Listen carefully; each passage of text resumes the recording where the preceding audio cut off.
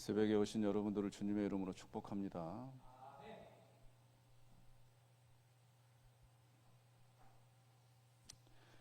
성전을 건축하는데 이제 솔로몬 시대에 성전이 건축이 됩니다. 물론 여러분이 잘 아시는 대로 성전 건축의 재료들은 이전 솔로몬의 아버지 다윗 왕 때 다 준비가 되었죠.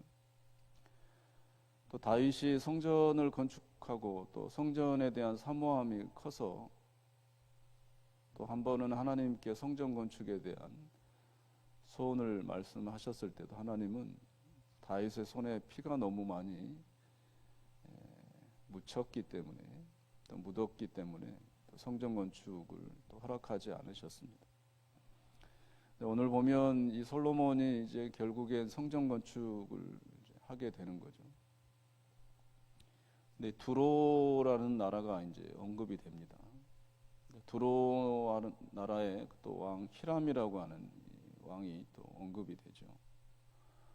이 두로는 지금의 이 레바논에 위치한 항구 도시 이름입니다. 이 당시에 두로는 이 세계 최초의 부강 국가 중에 이 도시 국가를 형성한 부국입니다.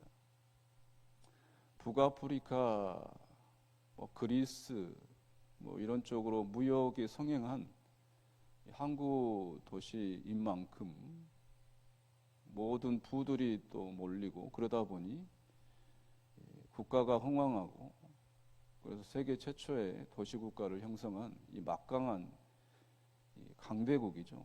오늘날로 말하죠. 근데 강대국의 이 왕이 이 솔로몬의 성전 건축을 돕게 됩니다. 어쩌면 자원했다라고 해도 과언이 아닐 정도로 이 솔로몬의 요구에 즉각 반응을 해서 도움을 주죠. 근데 오늘 본문에 보면 다윗이라고 하는 이 솔로몬의 왕국의 치국 상황인데 다윗이라고 하는 이름이 굉장히 많이 언급이 됩니다. 이유는 이 사무엘하 5장 11절, 12절 특히 가보면 이 다윗 왕과 히람 왕의 사이가 각별했음을 알 수가 있습니다. 갑자기 강대국의 왕이 다윗 왕과 이 화친적 이 강대국의 왕이 다윗에게 어떤 매력을 느끼고 또 화친의 그런 국가로서의 이런 자리매김을 하는 것을 보고 다윗은 깨닫는 거죠. 아, 정말로 내가 하나님이 나를 왕으로서 이스라엘을 다스리게 하시는구나. 그리고 또 이방 나라를 통해서 하나님께서 그 두로라는 강대국을 세우신 이유가 이스라엘 백성을 위한 것이구나라는 것을 다윗 왕은 깨닫게 됩니다. 우리도 세상의 모든 일어나는 일들에 대해서 항상 하나님과에 대한 연결점을 갖고 찾는 영안이 또 지혜가 우리에게도 있어야 합니다. 믿지 않는 나라가 저렇게 부국이 될 수가 있는가? 또 독재 국가가 저렇게 속된 말로 잘 나가는 그런 나라일 수 있는가? 이런 현세적 근시안적 시각을 갖고 있는 게 아니라 이 다윗처럼 그 당시 두로는 이방 민족이고 복음이 전파되지 않는 나라입니다. 그러한 부국의 흥왕을 보고서 하나님의 그 뜻을 발견하는 다윗의 신앙을 통해서도 우리는 또 본받아야 할 것 같습니다. 또 7절을 보시면 오늘 본문의 7절이 히람이 솔로몬의 이 성전 건축과 함께 또 이 히람이라는 왕도 참 어떤 신실한 그 마음의 텃밭이 있는 것 같아요. 다윗을 사랑하고 또 다윗을 통해서 보니 여호와라는 신이 정말 다윗과 함께 있구나라는 것을 느꼈을 뿐만 아니라 솔로몬 왕을 볼 때도 어떤 솔로몬 왕의 개인적 지식, 지혜에 대한 칭송이 아니라 이 히람이라는 사람은 이 솔로몬이라고 하는 사람을 통해서 또 여호와를 발견하게 되는 거죠.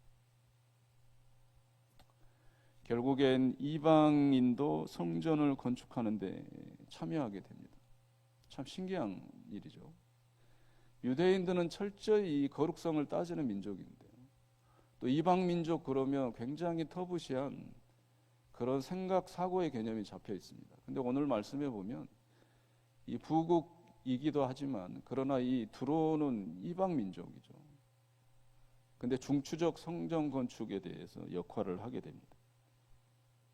또 이런 이방인들이 다윗뿐만 아니라 솔로몬, 이스라엘 백성들의 또 하나님의 함께 계심을 또 입으로 고백하게 되는 거죠.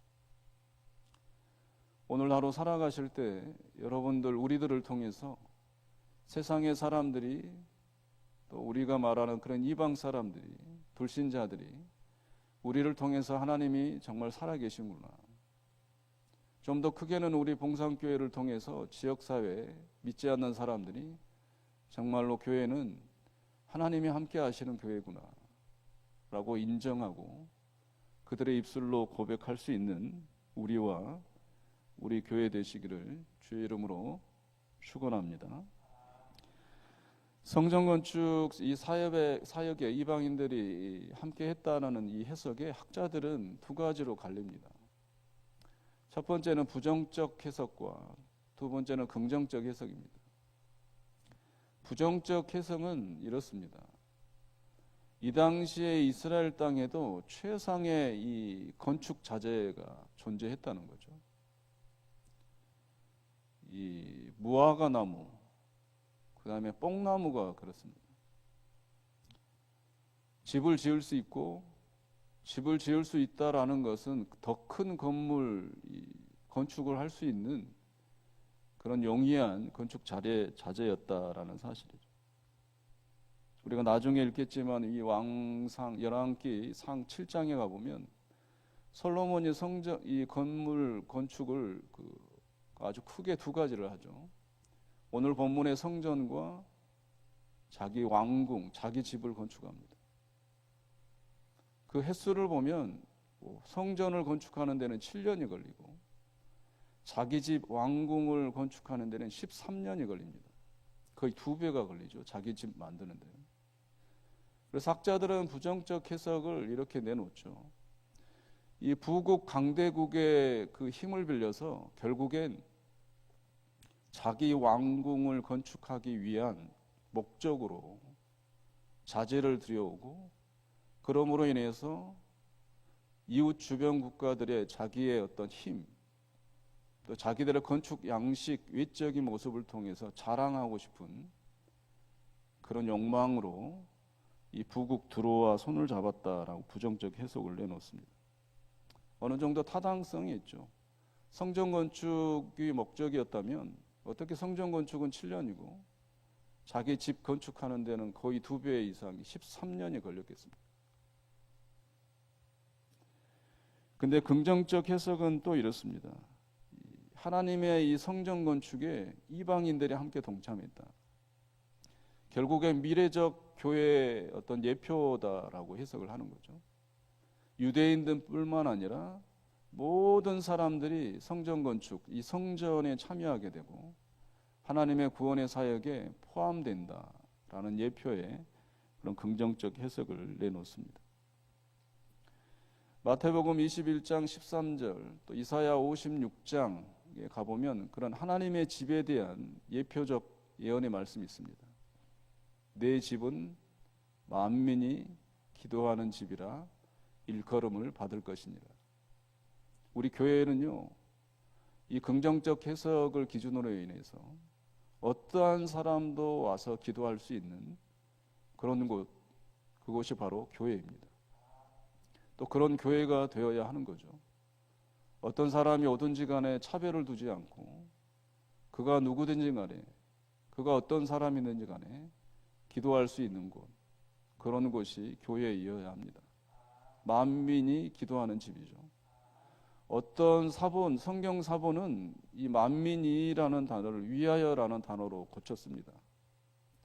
곧 만민을 위하여 기도하는 집이다. 이렇게 성경 사본은 다르게 기록하고 있어요. 마찬가지입니다. 교회 안에서 기도하는 그 영역은 교회 안에 한계에 머물러 있지 말아야 하고 만민을 위해서 기도하는 집이 바로 교회입니다. 국가를 위해서뿐만 아니라 세계를 위해서, 나와 상관없는 듯한 그러한 이웃들을 위해서, 또 혹여 그런 어려움들이 있으면 그 어려움을 위해서 기도하는 것이 바로 교회인 거죠. 이러한 교회의 목적 본질이 타락됐을 때 예수님께서 오셔서 그 성전을 청결하게 하신 거죠. 청소를 하신 거죠. 우리 하루 봉상교회 우리 지체들을 통해서 하나님의 살아계심이 나타나고, 또 우리 교회를 통해서는 누구든지 와서 기도할 수 있고, 또 누구든지 그들을 위해서 우리가 마다하지 않고 기도할 수 있는 그런 교회의 본질을 또 붙잡고 오늘도 나아갈 수 있는 우리 봉상교회, 우리 또한 귀한 성도님들 되시기를 주의 이름으로 축원드립니다.